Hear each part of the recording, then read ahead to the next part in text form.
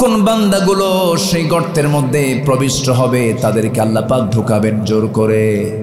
আল্লাহ এটাই স্পষ্ট করে সূরা মারইয়ামের 59 নম্বর আয়াতে সুন্দর করে বলছেন, যারা পারেন ঠোঁট মিলিয়ে বলুন, ফাখালাফা মিন বা'দিহিম খালফুন আদাউস সালাহ ওয়াত্তাবাউশ শাহাওয়াতি ফাসাউফা ইয়ালকাউনা গায়্যা।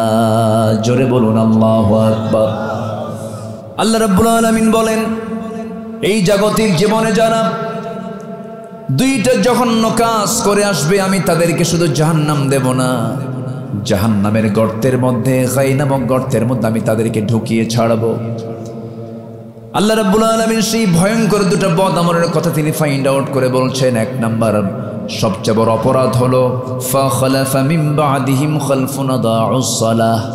এই দুনিয়ার জিন্দেগিতে যারা নামাজকে নষ্ট করে ফেলেছে, নামাজ যারা বাদ দিয়েছে, নামাজকে যারা নষ্ট করেছে, এই বড় অপরাধ যারা করবে আমি শুধু জাহান্নাম তাদেরকে দেব না, জাহান্নামের গর্তের মধ্যে ঢুকায় ফেলবো। এটা কার কথা? আসতে বলবেন না, কার কথা? তাহলে এখন বলুন, আমার দেশে জান্নাতি মানুষ বেশি না জাহান্নামী মানুষ বেশি? আল্লাহর কথায় আমার দেশে জান্নাতি মানুষ বেশি না জাহান্নামী মানুষ বেশি? জাহান্নামী মানুষ বেশি। আবার অনেকে বলে, হুজুর নামাজ নাই তো কি হয়েছে, ঈমান তো পাকা আছে।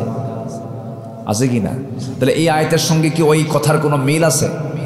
ওই কথার কোনো মিল আছে? আজকে নেতৃত্ব গড়ে উঠছে, কোনো নেতা নামাজের কথা বলে না। আজকে যুব সমাজকে একটা মহল টানতেছে, আসো আমাদের দিকে আসো, নেতৃত্ব দাও। তাদের হাতে নামাজের কোনো প্রস্তাব নাই। ওই সমস্ত নেতৃত্ব যুবকদের হাতে তুলে দিচ্ছে ইয়াবার ট্যাবলেট, মাদক তুলে দিচ্ছে, নেশা তুলে দিচ্ছে, নারীকে তুলে দিচ্ছে, মদের বোতল তুলে দিচ্ছে। যে নেতৃত্বে নামাজের আহ্বান নাই, যে নেতৃত্বে ইসলামের কথা নাই, যে নেতৃত্বে সততা নাই, যে নেতৃত্ব মিথ্যা দিয়ে ভরা, সেই নেতৃত্বের মুখে আমরা জুতা মারি, থুতু মারি। রাজি আছেন কারা কারা? হাত উঁচু করে দেখান মুসলমান।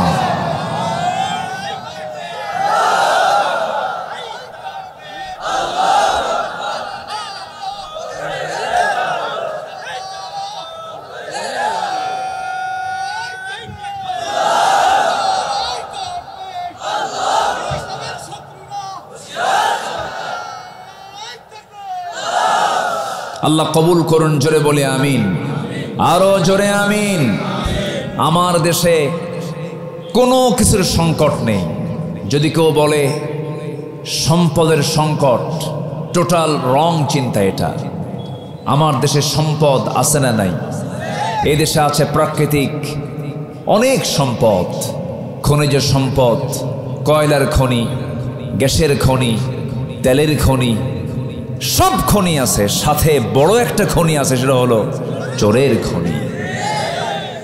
এদেশের স্বাধীনতার স্থপতি,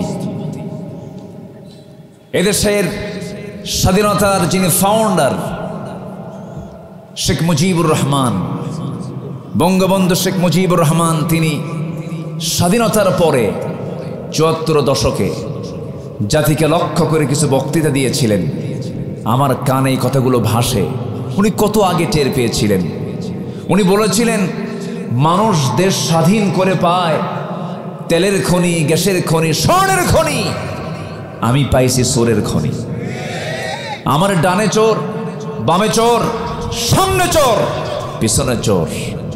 এটা কি আমার কথা? বলেছেন নেতা নিজেই। সব চাটার দল চারটা চুট্টা খাইয়া ফালায় দেয়। সম্মানিত ভাইয়েরা, সেই চোর তো এখন আর নাই। আসতে কয়, সেই চোর আছে না নাই? তাহলে চোর শনাক্ত করেছেন কে? বলেন, চোরটা শনাক্ত করেছেন কে? আমাদের দোষ দিয়ে লাভ নাই, আমাদের দোষ দিয়ে লাভ নাই। চুরি করে যা পাচার করছেন হজম হবে না। আসতে কোন কেন? হজম হবে? হজম হবে না। হারামের কোনো আরাম নাই, হারামের কোনো আরাম নাই, কোনো বরকত হবে না। এক বেচারি সারা রাত কষ্ট করে ফজর পর্যন্ত মেহনত কইরা একটা ঘোড়া চুরি করে আনছে বাড়িতে। এটাও কিন্তু মেহনত, এটা মেহনত না, পরিশ্রম। কত রিস্ক। চোরের টেনশন বেশি না বাড়িওয়ালার টেনশন বেশি? হ্যাঁ, অনেক টেনশন। কতবার যে আল্লাহর নাম কয়, আল্লাহ ধরা যেন না পড়ি। ঘোড়া চুরি করে আনছে ফজরের সময়, সারা রাত তো ঘুমায় নাই।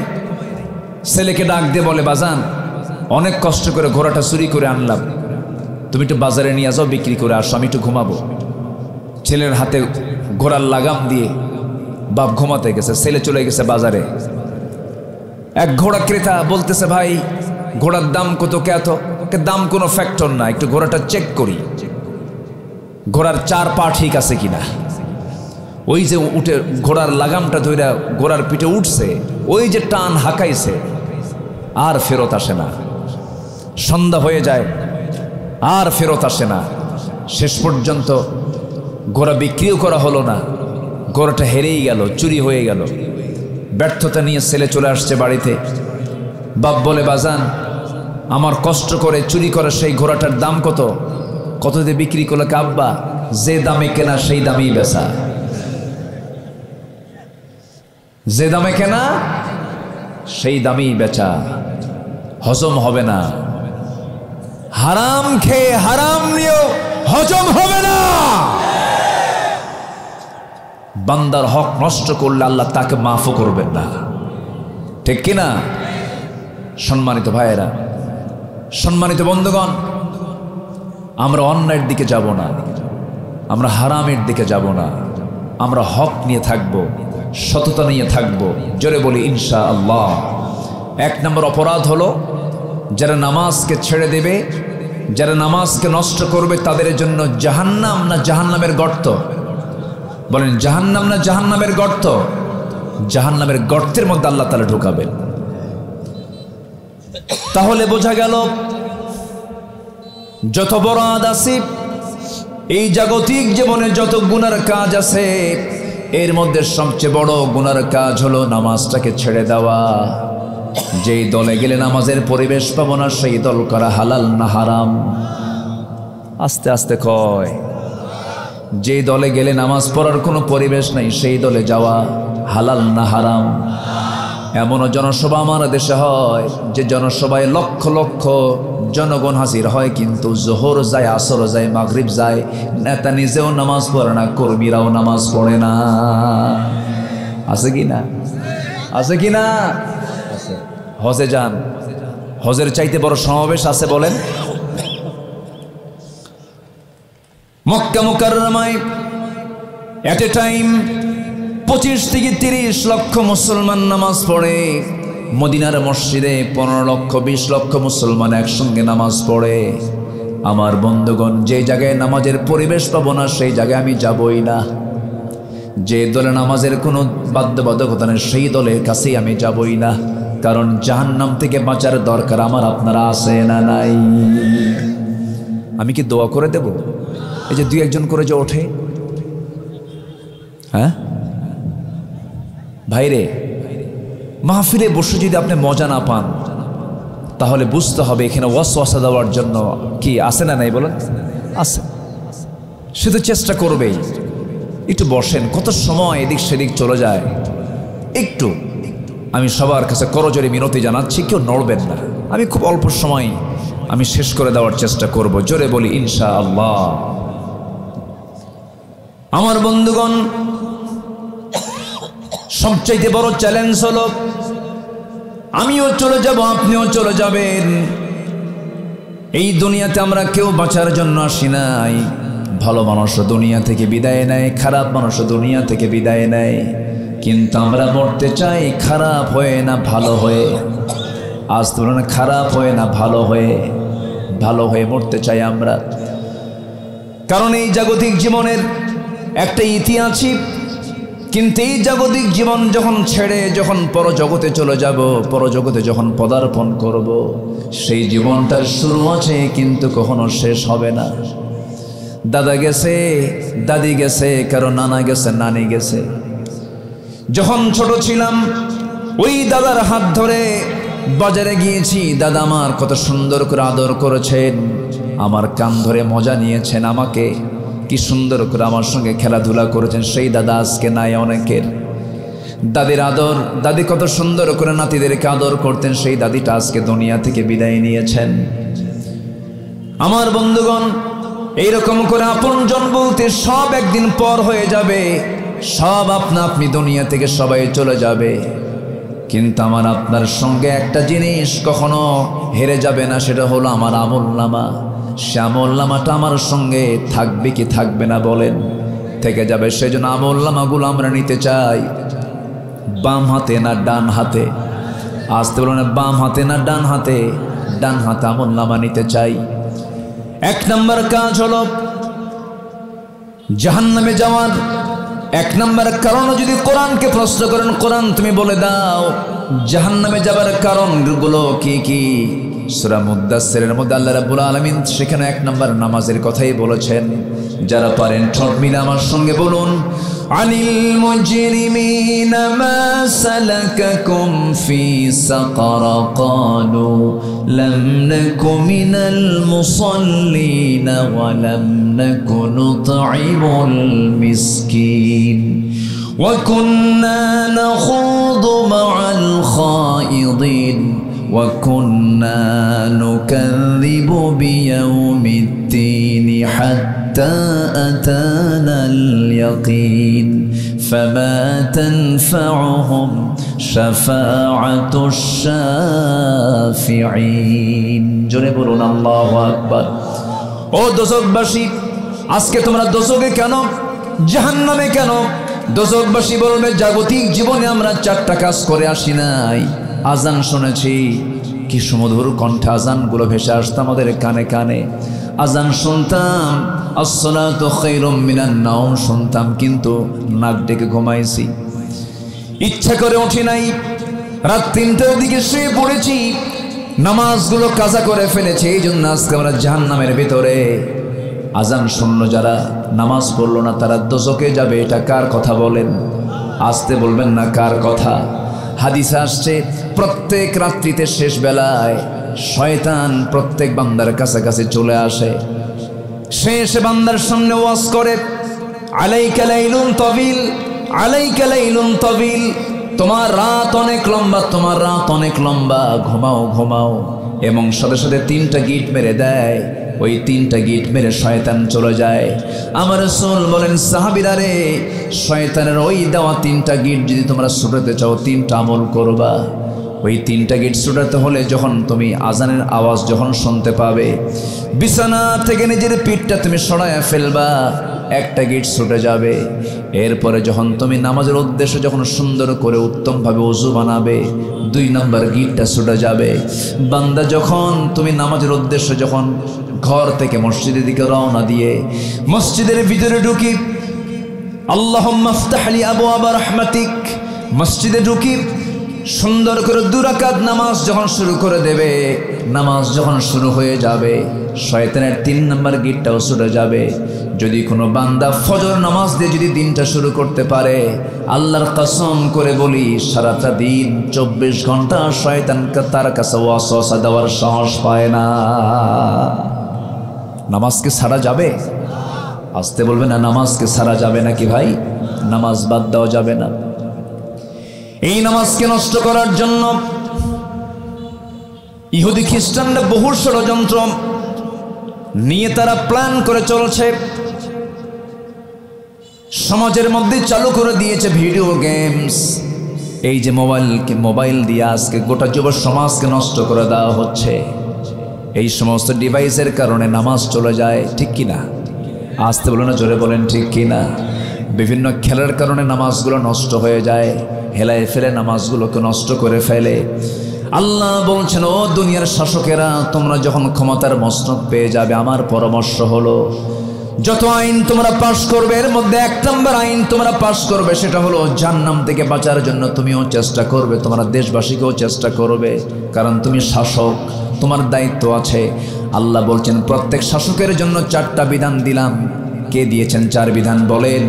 আল্লাহ দিয়েছেন। আল্লাহ রাব্বুল আলামিন বলেন, আল্লাযীনা ইম্মাক্কান্নাহুম ফিল আরদি আকামুস সালাহ ওয়া আতাউস যাকাতা ওয়া আমারু বিল মা'রুফি ওয়া নাহাউ আনিল মুনকার ওয়ালিল্লাহি আকিবাতুল উমুর। জোরে বলুন আল্লাহু আকবার। এই দুনিয়ার জিন্দেগিতে আমি যাদেরকে রাষ্ট্রীয় ক্ষমতা দান করব, রাজ ক্ষমতা যারা পেয়ে যাবে, তাদের জন্য 14 দফা না, 19 দফা না, মাত্র 4টা দফা তারা সমাজে রাষ্ট্রে চালু করে দেবে। নাম্বার 1 হলো তারা নামাজ সমাজে চালু করে দেবে। প্রধানমন্ত্রীর পিছনে মন্ত্রী পরিষদ নামাজ পড়বে, এমপির পিছনে জনগণ নামাজ পড়বে, চেয়ারম্যানদের পিছনে মেম্বাররা নামাজ পড়বে, এসপির পিছনে ওসিরা নামাজ পড়বে, ওসির পিছনে দারোগা নামাজ পড়বে, গ্রামের মাতব্বরের পিছনে সমস্ত সাধারণ জনগণ নামাজ পড়বে। এইরকম করে যদি প্রত্যেকটা জায়গায় যদি নামাজের পরিবেশ তৈরি হয়ে যেত, আল্লাহর কসম সমাজের রন্দে রন্দে দুর্নীতির কোনো গন্ধ আর আমরা দেখতে পেতাম না। ঠিক কিনা? আমার আলোচনায় মনে হয় আপনারা কষ্ট পাচ্ছেন আমার বন্ধুগণ, কিন্তু সেই পরিবেশ তো নাই আজকে। বরঞ্চ নামাজ যদি পড়া হয়, এমন হয় নামাজ 5 ওয়াক্ত পড়ে, কপালে সেজদার চিহ্নটা আছে, মুখে দাড়ি আছে, মুখে দাড়ি থাকা অবস্থায় চাকরি নট হয়ে যায়, এমন চাকরি বাংলাদেশেও আছে না নাই? আসতে বলে, আসতে বলবেন না, আছে না নাই? এমন স্কুল আছে যে স্কুলে বোরকা পরা নিষেধ আছে, বলেন আছে কিনা? আছে কিনা? আচ্ছা, তাহলে 90% অধ্যুষিত যে দেশের মুসলমান 90%, সেই দেশের কিছু স্কুল, কিছু শিক্ষা প্রতিষ্ঠান আছে যারা শর্ত দিয়েছে কোনো বোরকা পরে স্কুলে আসা যাবে না, মুখে দাড়ি নিয়ে অফিস করা যাবে না।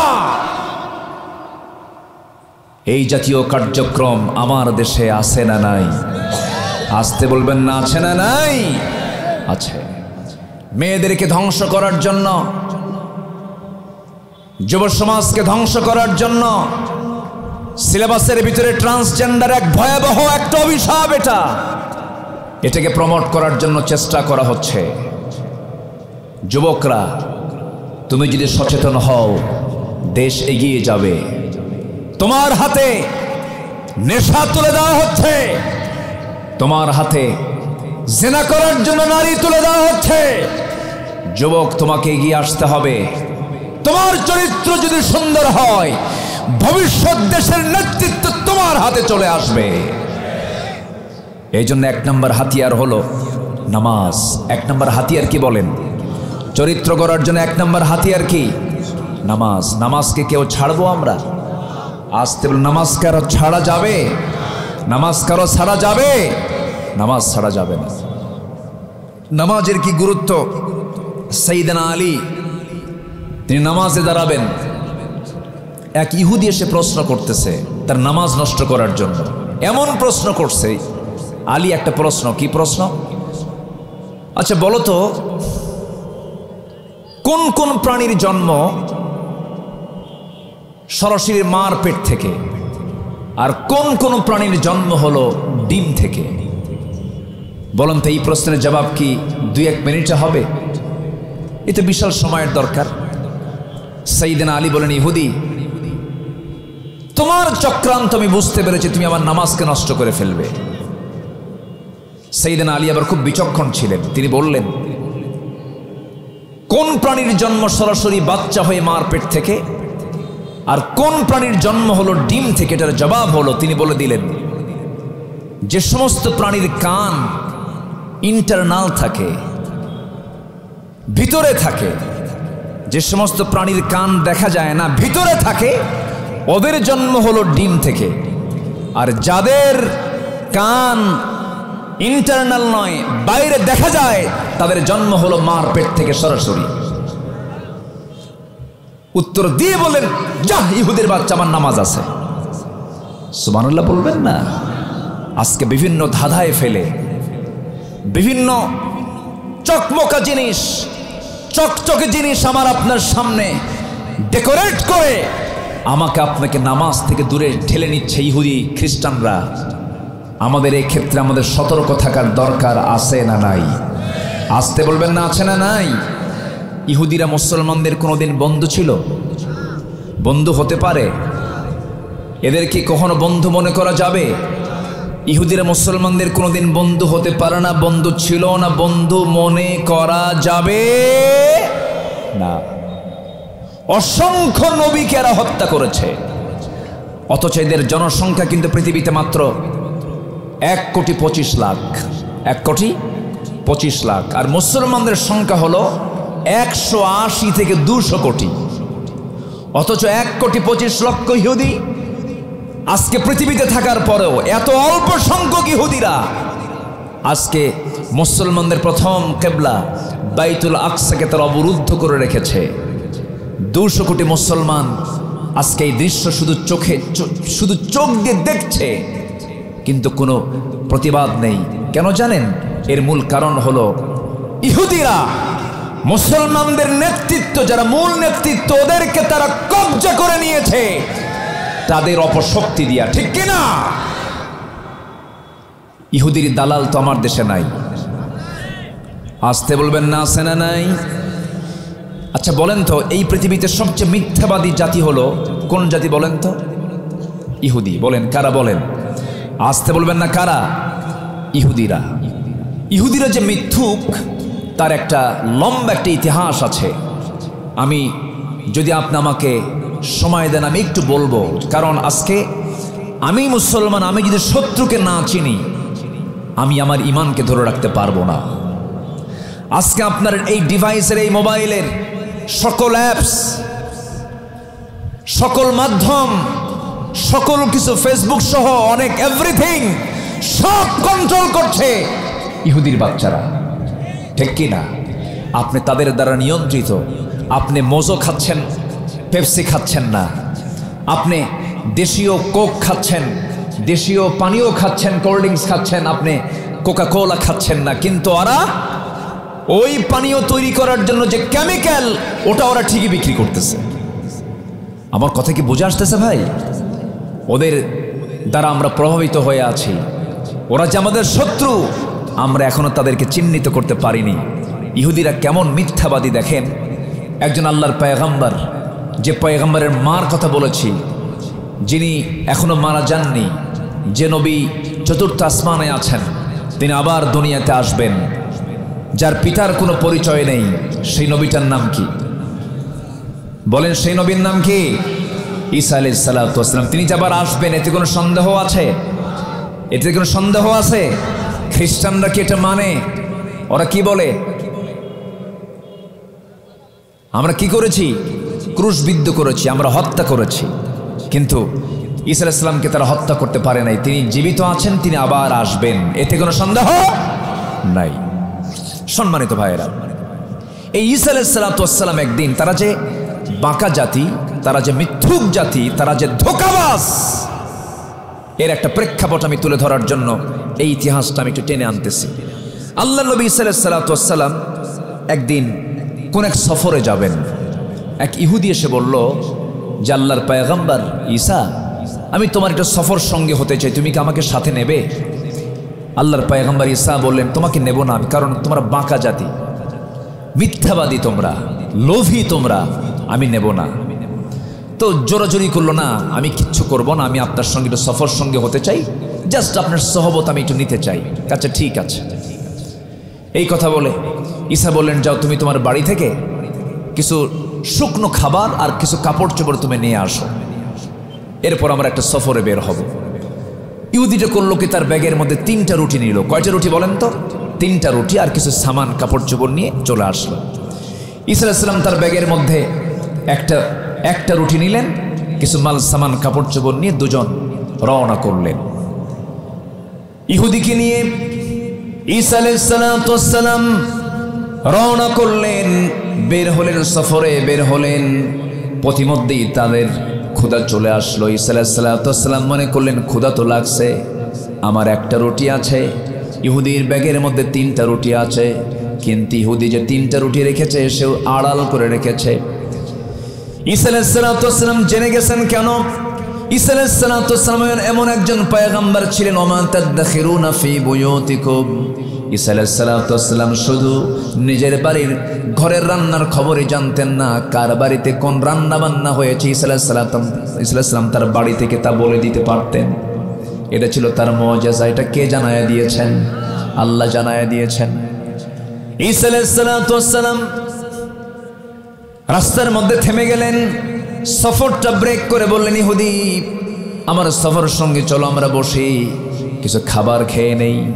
ঈসা আলাইহিস সালাম তার ব্যাগ থেকে যথারীতি একটা রুটি বের করলেন আর বললেন, ইহুদি তোমার ব্যাগের মধ্যে কোনো রুটি আছে নাকি? ইহুদিকে, আমার ব্যাগের মধ্যে কোনো রুটি নাই।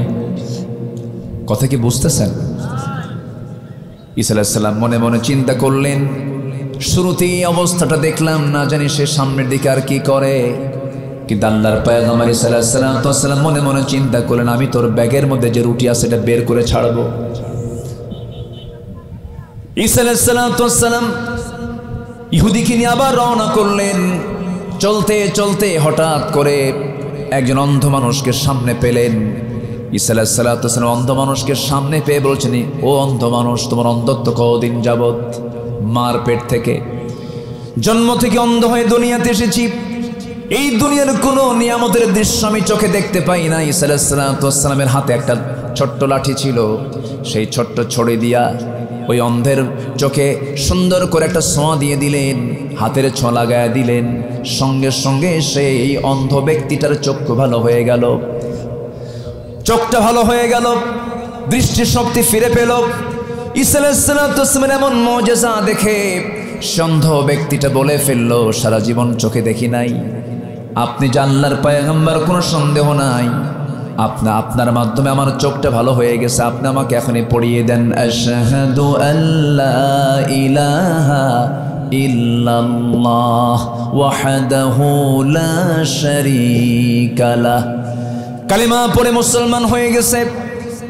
ঈসা আলাইহিস সালাম মনে মনে চিন্তা করলেন, এত বড় মুআজিজা যখন ইহুদের সামনে যখন ঘটে গেল, আমার মনে হয় দিলটা নরম হয়ে যাবে। হয়তো তার দিলটা নরম হয়ে সে বলে ফেলবে, সে তার সমস্ত তথ্যের কথা বলে ফেলবে, কিন্তু সে তার মুখ থেকে কোনো শব্দ বের করে না।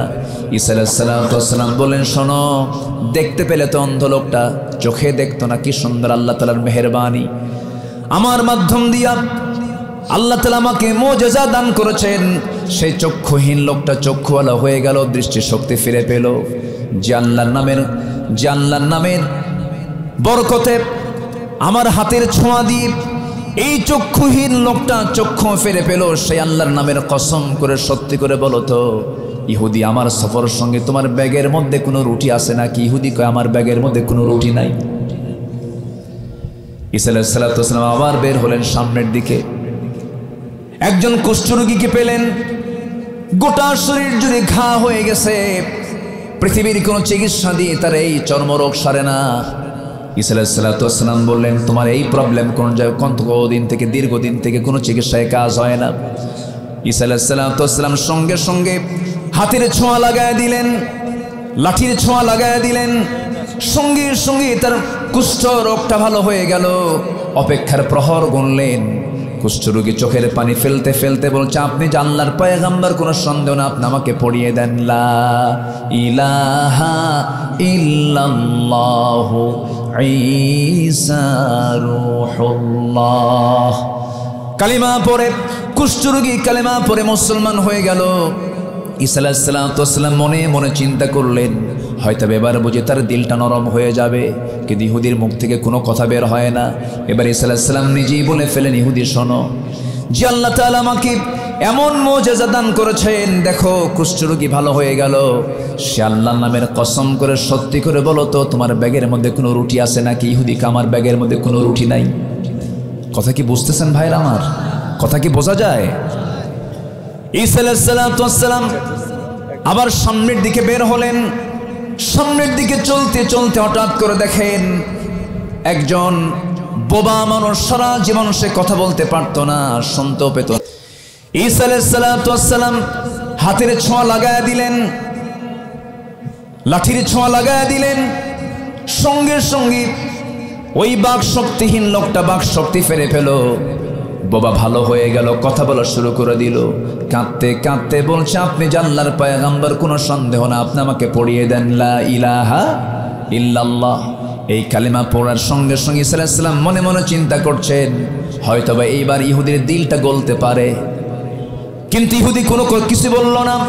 ঈসা আলাইহিস সালাম শেষ পর্যন্ত উইলিংলি বলে ফেললেন, ইহুদি দেখো আল্লাহর কি মেহেরবানি, এই লোকটা কথা বলতে পারতো না, কিছু শুনতো না, যে আল্লাহ তাআলা আমাকে এমন মুজিজা দান করেছেন, এটা বাক শক্তিও ফিরে পেল, স্মৃতি শক্তিও ফিরে পেল, দৃষ্টি, তারপরে কথা বলার শক্তিও ফিরে পেল, শ্রবণ শক্তি ফিরে পেল। সে আল্লাহর নামের কসম করে সত্যি করে বলো তো, তোমার ব্যাগের মধ্যে কোনো রুটি আছে নাকি? ইহুদিকে, আমার ব্যাগের মধ্যে কোনো রুটি নাই। হেদায়েতের মালিককে আসতে বলবেন, হেদায়েতের মালিককে। মাঝখান থেকে প্রমাণ হলো ইহুদিরা সত্যবাদী না মিথ্যাবাদী, সত্যবাদী না মিথ্যাবাদী। শেষ পর্যন্ত ঈসা আলাইহিস সালাম হাল ছাড়লেন না, ওই ভাবলেন আমি তোর মুখ থেকে এই কথা বের করেই ছাড়ব। আল্লাহর পয়গম্বরদের মধ্যে ধৈর্য শক্তি সবচেয়ে কম না সবচেয়ে বেশি? বেশি। সামনের দিকে আবার চলতে লাগলেন। চলতে চলতে ক্লান্ত শরীর, ক্ষুধা লেগেছে, ব্যাগের মধ্যে কিন্তু শুকনো রুটিটা আছেই, কিচ্ছু বললেন না। পাশে ছড়িটা রেখে তিনি একটা গাছের নিচে শুয়ে পড়লেন। ইহুদি মনে মনে চিন্তা করলো, এতক্ষণ ধরে আমি দেখতে পেলাম, ইহুদি চিন্তা করতেছে, এই লাঠি দিয়া অন্ধ লোক ভালো হলো, কুষ্ঠরোগী ভালো হলো, বোবা ভালো হলো। ঈসা আলাইহিস সালাম যখন ঘুমিয়ে পড়েছেন, সে চিন্তা করলো এই লাঠিটা চুরি করলে আমার ব্যবসা জমজমাট হয়ে যাবে। শেষ পর্যন্ত উনি ঘুমিয়ে পড়লেন, তার পাশে রাখা সেই লাঠিটা নিয়ে ইহুদি নিখোঁজ হয়ে গেছে। ঘুম থেকে জাগা পেয়ে দেখেন যে ইহুদিও নাই, তার হাতের যে ছড়িটা সেই ছড়িটাও নাই। ঈসা আলাইহিস সালাম মনে মনে চিন্তা করলেন, আহারে, আমি এতগুলো মানুষের সামনে মুজিজা প্রকাশের মধ্য দিয়ে সবগুলোকে কালেমাওয়ালা বানালাম, আর শেষ পর্যন্ত সে আমার লাঠিটা পর্যন্ত চুরি করে নিয়ে চলে গেল। সে যে দিক দিয়ে চলে গেল, ওই জনপদের একজন বড় রাজা, প্রচণ্ড অসুস্থ, চিকিৎসা নাই। সে ভাবলো, আমি যদি এই রাজদরবারে ঢুকে যদি রাজার চিকিৎসার ট্রিটমেন্ট দিতে পারি, বিশাল একটা পুরস্কার আমি দরবার থেকে পাবো। এই লোভী ইহুদি করলো কি, দরবারে ঢুকে উজিরদেরকে বললো, উজিররা তোমরা কি জানো আমি এমন একজন ডাক্তার, শুধু রোগীর সামনে যাব আর আসবো, রোগী ভালো হয়ে যাবে। শুধু দেখছে যে এই লাঠি দিয়ে সবকিছু হয়। তো উজির, মন্ত্রীরা সব এক জায়গায় হয়ে বললো, ঠিক আছে, চিকিৎসক আমরা পাইছে একজন, মনে হয় ভালো হয়ে যাবে। রাজার কাছে গেছে, হাতের ছোঁয়া লাগায় দিছে, লাঠির ছোঁয়া লাগায় দিছে। রাজা ছিল একটু অসুস্থ, কিন্তু এই ছোঁয়ার ঠেলায় বাঁচা তো দূরের কথা, ছোঁয়া দেওয়াও সারা, মরে যাওয়াও সারা। যখন রাজা মরে গেছে, সঙ্গে সঙ্গে রাজ দরবার কি এখন কি আর ঠান্ডা আছে? ঠান্ডা আছে। সবার নজর কার দিকে? বলেন কার দিকে? ওই চোরের দিকে। ইহুদিরা হলো মিথ্যুক, ইহুদিরা হলো লোভী। তো সবাই যখন তাকে অ্যাটাক করে ফেলেছে, মাইটার খায়া রক্তাক্ত হয়ে সবাই তাকে জেলখানার মধ্যে ঢুকায় রাখছে। এইদিকে আল্লাহর পয়গম্বর ঈসা আলাইহিস সালাম মনে মনে চিন্তা করলেন, হারে, আমার সফরের সঙ্গে ইহুদি আমাকে রেখে কোথায় চলে গেল। তিনি তার অনুসন্ধানে বের হলেন, তাকে খুঁজে বের করার জন্য বের হলেন। খুঁজতে খুঁজতে গিয়ে তিনি শুনতে পেলেন রাজ দরবারে সে আগমন করেছে।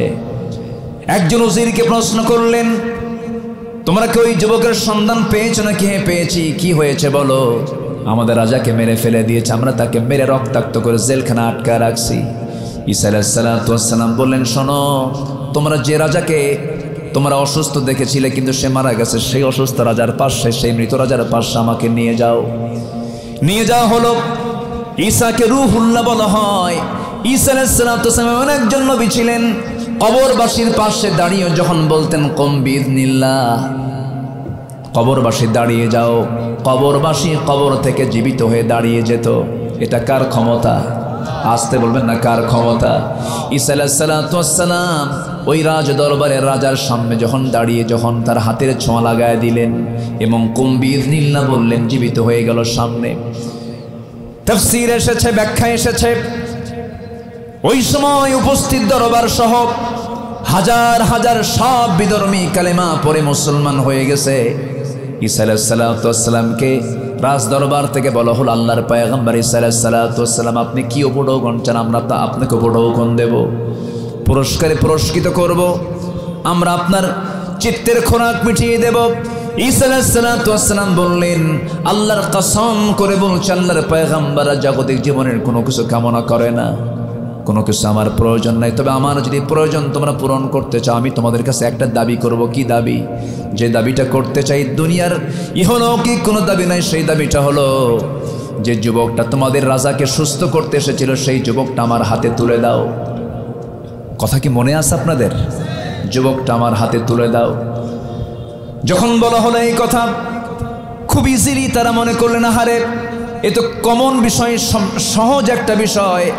ইহুদিকে যখন তার হাতে তুলে দেওয়া হলো, ঈসা আলাইহিস সালাতু ওয়াস সালাম বলেন, ইহুদি শোনো, তোমার চরিত্র হলো তুমি আমাকে সফর সঙ্গী মনে করো, আমি তোমাকে সফর সঙ্গী মনে করে দুজন মিলে বের হয়েছে। তুমি আমাকে ধোঁকাবাজি দিয়া আমার কাছ থেকে জিনিসপত্র চুরি করে নিয়ে তুমি আউট হয়ে গেছো, কিন্তু আমি তোমার এমন বন্ধু, না জানি তুমি বিপদে পড়ো কিনা, তোমার বিপদ থেকে বাঁচার জন্য আমি তোমাকে খুঁজতে বের হয়েছি। এসে খুঁজে খুঁজে বের করলাম, কিন্তু এমন একটা সিচুয়েশনে তুমি পড়ে গেছো, জেলখানা থেকে তুমি কোনোদিন বের হতে পারতে না, তোমাকে যে কোনো মুহূর্তে দুনিয়া থেকে হত্যাও করতে পারতো তারা, কিন্তু সেই জায়গা থেকে আমি তোমাকে নিষ্কৃতি করে আমি আমার আয়ত্তে নিয়ে নিয়েছি। যে আল্লাহ তাআলা আমাকে এমন মুজিজা দান করেছেন, অসুস্থ রাজা ছিল, মরে যাওয়ার পরে আল্লাহ তাআলা আমাকে এমন ক্ষমতা দান করেছেন, জীবিত হয়ে গেছে। দরবারের সমস্ত বিধর্মী লোকগুলো কালিমা পড়ে মুসলমান হয়ে গেছে। যে আল্লাহ তাআলা আমাকে কেমন মুজিজা দান করেছেন, সে আল্লাহর নামের কসম করে বলো তো, সত্যি করে বলো তো, তোমার ব্যাগের মধ্যে রুটি আছে নাকি? ইহুদি কয়, রুটি নাই। কথা কি বুঝতেছেন আপনারা? কথা কি বোঝা যায়? এটাই হলো ইহুদি। এই ইহুদি অসংখ্য পয়গম্বরকে তারা হত্যা করেছে। অতএব ইহুদির সঙ্গে যাদের সম্পর্ক, তাদের সঙ্গে আমার সম্পর্ক হতে পারে, আসতে হতে পারে, শত্রু চিহ্নিত করতে হবে। ইহুদি কোনোদিন মুসলমানদের বন্ধু ছিল না, বন্ধু হতে পারে না। তাদের চাল হচ্ছে মুসলিম উম্মাকে কেমন করে ইসলাম থেকে দূরে রাখা যায়। সম্মানিত ভাইয়েরা, ইহুদি আলেমও কিন্তু আছে, খ্রিস্টানদের মধ্যে কিছু আলেম আছে, তারা মিডল ইস্টে, মধ্যপ্রাচ্যে এসে বিভিন্ন ফতুয়াবাজি করে। যেমন আমার দেশেও কিছু ফতুয়াবাজ আছে না নাই? আসতে বলবেন না, আছে না নাই? সুদের ব্যাপারে কোনো বক্তব্য নাই, জেনার ব্যাপারে কোনো বক্তব্য নাই, মদের বোতল নিয়ে বক্তব্য নাই। বক্তব্য হলো নাভিতে হাত বাঁধবো না বুকে হাত বাঁধবো, এই নিয়ে ফতুয়াবাজি, ঠিক কিনা? এটাও একটা চক্রান্ত, কোনো কথা নেই। এই জমিনটা কার? ওই সূর্যটা কার? ওই চন্দ্র কার? এই জমিন আমরা আইন দেখতে চাই কার? এই জমিন আইন দেখতে চাই কার? সে আল্লাহর আইনকে সমাজে প্রতিষ্ঠার জন্য যদি বুকের তাজা প্রাণ দিতে হয়, জানমাল কোরবান দিতে হয়, সবাইকে রাজি আছেন মুসলমান? রাজি আছেন কারা কারা? হাত উঁচু করে দেখান মুসলমান। কেউ তো স্লোগান দেন না।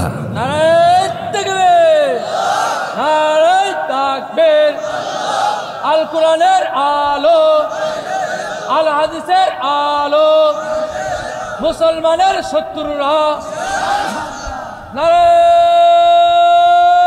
তাকবীর। আল্লাহ কবুল করুন, জোরে বলে আমিন, আরো জোরে আমিন। জাহান্নামের গাই গর্তের মধ্যে দু শ্রেণী ঢুকবে। কয় শ্রেণী বলেন? এক নম্বর হলো যারা নামাজকে ছেড়ে দেবে। নামাজকে আমরা কেউ ছাড়বো? নামাজ পড়বেন কারা কারা? একটু হাত তুলে দেখেন তো দেখি। জোরে বলি আল্লাহ, আরো জোরে বলি আল্লাহ। আমাদেরকে 5 ওয়াক্ত সালাত আদায় করার তৌফিক তুমি আল্লাহ দিয়া দাও। জোরে বলি আমিন, আরো জোরে আমিন, আরো জোরে আমিন। হাত নামান। নাম্বার 2 হচ্ছে ওয়াত্তাবাউশ শাহাওয়াত। ইহুদির ওই প্রসঙ্গ তো আমি শেষ করতে পারলাম না, শুধু একটা বিষয় বোঝাতে চাইছি, সেটা হলো ইহুদিরা সোজা জাত না বাঁকা জাত? এরা কি নবীকে মানছে? এরা নবীকেই মানে নেই, আপনাকে মানবে কেমনে? কেমনে মানবে ওরা? ফিলিস্তিনের অসহায় শিশুদের উপরে মুরহু বম্বিং করে তাদেরকে শেষ করে দিচ্ছে। ফিলিস্তিনটা আজকে একটা জ্বলন্ত অগ্নিকুণ্ড হয়ে আছে।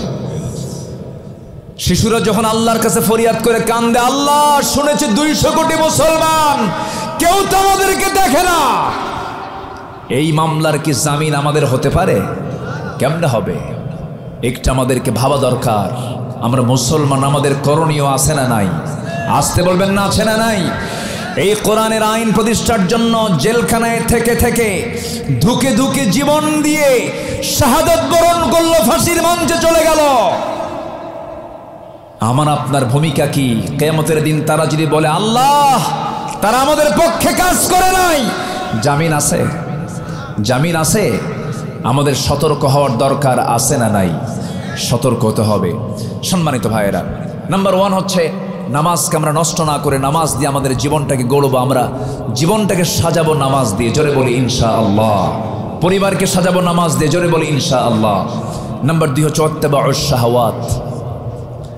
নফসের যারা তাবেদারি করেছে, নফসের যারা আনুগত্য করেছে, এই 2টা অপরাধী যারা, এই 2টা অপরাধের অপরাধীকে আল্লাহ তাআলা ফাসাউফা ইয়ালকাউনা গাইয়া, তাদেরকে জাহান্নামের গর্তের মধ্যে ফেলবেন। এই ওয়াদা কার? আসতে বলবেন না কার? সঙ্গে সঙ্গে আবার আল্লাহ তাআলা আয়াত শেষ হওয়া মাত্রই আবার আয়াতের কথা শেষ করেননি, ইল্লা, তবে তারা ছাড়া যারা 3টা আমল করবে আমি তাদেরকে সম্মানজনক জান্নাত দেব।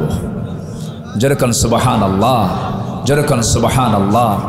আসলে আলোচনার জোয়ার অবস্থায় আমাকে তুলে না দেওয়ার কারণে অনেক দূর থেকে আসা, অনেক বড় মাহফিল তো, অনেক দূর থেকে আসা মানুষগুলো আমি নাও করতে পারছি না। একটু আর একটু সময় থাকুন, আমি জাস্ট আয়াতের হকটা আমি আদায় করেই 1টার মধ্যে আমি দোয়ার দিকে যাব আস্তে আস্তে, জোরে বলি ইনশাআল্লাহ। সম্মানিত ভাইয়েরা, 3টা কাজ যারা করবে, 1 নম্বর হলো ইল্লা মান তাবা, যারা তৌবা করবে। কার কাছে? আসতে বলবেন না কার কাছে? তৌবাটা যার মুখে বেশি থাকবে, যে বান্দা বারবার তৌবা করবে, আল্লাহ তাআলা সেই বান্দার উপরে বেশি বেশি খুশি হয়ে যাবেন। বলেন আলহামদুলিল্লাহ। 1 নম্বর কি করা? বলেন তৌবা করা। আল্লাহ রাব্বুল আলামিন বলেন, বান্দারে চোখের পানি ফেলে ফেলে কাঁদবি আমার জন্য। কোন বান্দা যদি আল্লাহকে খুশি করার জন্য 1 হাত আগায়, আল্লাহ তার দিকে 10 হাত আগান।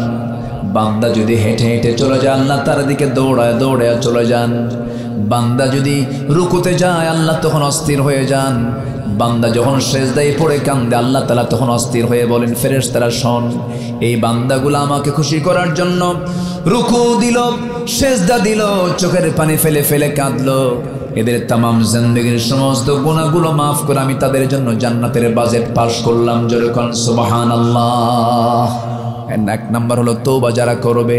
নাম্বার 2 হলো ওয়া আমানা, ঈমান যারা আনবে, মজবুত ঈমান যারা আনবে, ক্যান্সার আক্রান্ত ঈমান যাদের হবে না, যাদের মধ্যে শিরিক মিশ্রিত ঈমান থাকবে না, এই 2। নাম্বার 3 হলো আমিলা সালিহান, যারা নেক আমল করবে। এই 3টা কাজ যদি কোনো বান্দা করতে পারে, আল্লাহ রাব্বুল আলামিন বলছেন ফাউলাইকা ইয়াদখুলুনাল জান্নাহ ওয়া লা ইউযলামুনা শাইআ। এই 3টা কাজ যদি কোনো বান্দা করতে পারে, এমন জান্নাতে তারা প্রবেশ করবে যে জান্নাতের মধ্যে কোনো জুলুম থাকবে না, সেই জায়গায় কোনো আজে বাজে কোনো কথাও থাকবে না, অর্থহীন কোনো কথা থাকবে না। ওয়ালাহুম রিজকুহুম ফিহা বুকরাতাও ওয়া আশিয়া। জোরে বলি আল্লাহু আকবার। আল্লাহ তাআলা এই 3টা নেক আমল আমাদের জীবনে বাস্তবায়ন করার তৌফিক দান করুন, এবং 2টা বদ আমল, নামাজ ছেড়ে দেওয়া এবং নফসের তাবেদারি হওয়া, এই 2টা বদ আমল থেকে আল্লাহ তাআলা আমাদেরকে হেফাজত করুন। জোরে বলি আল্লাহুম্মা আমিন। এই আশাবাদ কামনা করে আমি আমার কথার না বাড়িয়ে যতটুকু হয়েছে আমরা বলে ফেলি আলহামদুলিল্লাহ। যে যেখানে আছেন আমরা সবাই নামাজের মতো করে বসি, তাশাহুদের সূরতে বসে আমরা চাইবো কার কাছে? আসতে বলবেন না, চাইবো আমরা কার কাছে? সবাই বলে সুবহানাকাল্লাহুম্মা ওয়া বিহামদিকা আশহাদু আল্লা ইলাহা ইল্লা আনতা আস্তাগফিরুকা ওয়া আতুবু ইলাইকা। চিৎকার মেরে বলি, ইয়া আল্লাহ, আমার জীবনের সগীরা কবীরা, ছোট বড় সব গুনাহ তুমি আল্লাহ মাফ করে দাও। জোরে বলুন, ইয়া রব্বাল আলামিন, ইয়া রব্বাল আলামিন। আমরা সবাই নামাজের মতো করে বসি। আমরা চাইবো কার কাছে? আল্লাহর কাছে। ভাই আপনি দোয়া করেন। আচ্ছা ফারুক, আর ওই কোথায় ওই শিল্পীটা কোথায়? জাকির। আলহামদুলিল্লাহ, আমাদের চিত্তের খোরাক মিটিয়েছে। আলহামদুলিল্লাহ। আল্লাহ এই যুব সমাজকে তুমি আল্লাহ কবুল করো। জোরে বলি আল্লাহুম্মা আমিন। যে আমরা আল্লাহর কাছে চাবো আল্লাহ যেন আমাদের গুনাহগুলোকে মাফ করে দেন। আল্লাহুম্মা আমিন। রব্বানা যালামনা আনফুসানা ওয়া ইল্লাম তাগফির লানা ওয়া তারহামনা লানাকুনান্না মিনাল খাসিরিন। ربنا لا تزغ قلوبنا بعد إذ هديتنا وهب لنا من لدنك رحمة إنك أنت الوهاب। গভীর রাত, নিঝুম রাত, ঝিমানো রাত্রিতে চাঁদের মতো হাজারো মুসলমান নরনারী নিয়ে তোমার কালামের 2-3টা আয়াতকে সামনে রেখে জাহান্নামে যাবার কারণগুলো এবং জান্নাতে যাবার কিছু আমলগুলো শিখলাম। এই ভাঙ্গাচোরা কিছু কথাগুলো শুনে সে শান্তে সে তোমার শাহী দরবারে কাঙ্গাল ভিখারির মতো দুটো হাত পেতেছে। আল্লাহ, গুনার দিকে নজর দিও না, বান্দা মনে করে তামাম জীবনের সমস্ত গুনাহগুলোকে মেহেরবানি করে মাফ করে দাও। জনম দুঃখিনী মা, জনম দুঃখী বাপ জানজার চলে গেলেন, জিন্দেগির গুনাহগুলো মাফ করে দাও, কবরগুলোকে জান্নাতের টুকরা বানাইয়া দাও। অনেক আলোচনা শেষ করে বাড়ি ফিরে যাব, বাড়িতে ফিরে গিয়ে সব দেখব, কিন্তু মাকে পাবো না রে। এমনও ভাই আমার সঙ্গে হাত তুলতে পারেন যিনি নিজের হাতে নিজের মাকে দাফন করেছেন, নিজের বাবার লাশ নিজের পিঠে বহন করে কবর পর্যন্ত নিয়ে চলে গেছে। সে আব্বা আম্মার জন্য দোয়া করি, আল্লাহ কবরগুলোকে জান্নাতের বাগান বানায়া দাও। আব্বা আম্মার জন্য কি দোয়া তাও তুমি আল্লাহ শিখিয়ে দিয়েছ। দিলটা খুলে হাতটা একটু উঁচু করে আল্লাহ সেখানে দোয়া পড়ে আওয়াজ দিয়ে দিয়ে সবাই আমার সঙ্গে ঠোঁট মিলিয়ে মিলিয়ে বলুন, রব্বিরহামহুমা কামা রব্বায়ানি সগীরা, রব্বিরহামহুমা কামা রব্বায়ানি সগীরা, রব্বিরহামহুমা কামা রব্বায়ানি সগীরা। ও আল্লাহ, বিশেষ করে মাহফিলের আয়োজন যারা করলেন, শোনার জন্য কষ্ট করে যারা আসলেন, বিনিময়ে কিয়ামতের কঠিন ময়দান যেদিন কেউ কাউকে চিনবে না, এমনকি মা পর্যন্ত সন্তানকে অস্বীকার করে বসবে, যেদিন মানুষ কাঁদতে কাঁদতে চোখের পানিগুলো ফুরে যাবে, চোখ থেকে রক্ত বের হওয়া শুরু হয়ে যাবে, সেই কঠিন মুসিবতের দিন এ মাহফিল সবার জন্য তুমি আল্লাহ নাজাতের মাধ্যম বানাইয়া দিও। ও আল্লাহ, আশেপাশে কত মাইয়াত শুয়ে আছেন, কবরবাসী হয়ে আছেন, কবর আযাবকে তুমি আল্লাহ মাফ করো। ফারুক ভাই ভাগ্যবান একজন যুবকের নাম, তুমি তার খেদমতকে কবুল করো। হাফিজকে তুমি আল্লাহ কবুল করো। সবার নাম তো আমার জানা নাই, যার যে প্রার্থনা তুমি আল্লাহ দয়া করে কবুল করে নাও। এই দোয়াটা আমার জীবনের শেষ দোয়াও তো হতে পারে, এই চাওয়াটা আমার জীবনের শেষ চাওয়াও তো হতে পারে। তোমার কালাম, তোমার দিন না বোঝা পর্যন্ত আমাদের মরণ দিও না, ডান হাতে আমলনামা না আসা পর্যন্ত মরণ দিও না, তোমার পছন্দের বান্দা না হওয়া পর্যন্ত আমাদের মরণ দিও না। দুনিয়া থেকে কোন দিন বিদায় নেব জানি না, তোমার কাছে ফরিয়াদ করি, মরতে যখন হবে তুমি না শহীদি মত কপালে জুটায় দিও। ফিলিস্তিনকে বাঁচাও, মুসলমানদের প্রথম কেবলা বাইতুল আকসাকে মুসলমানদের হাতে তুলে দাও। এই ক্রান্তি লগ্নে 180 কোটি মুসলমানের জন্য ওমরের মতো একজন নেতা তুমি আল্লাহ পাঠায়া দাও। দুনিয়া তার স্বার্থ সিরিয়াল ছিল, যাওয়ার তো কোনো সিরিয়াল নাই, ডান হাতে আমলনামা না আসা পর্যন্ত মরণ দিও না। আল্লাহ গো, তোমার কাছে ফরিয়াদ করি, পাখিটাকে আমরা হারিয়েছি, সেই পাখিটার কবরটাকে জান্নাতের টুকরা বানায়া দাও। এই দুনিয়া ছেড়ে কোন দিন ডাক আসবে জানি না রে, দুনিয়া থেকে বিদায় হওয়ার।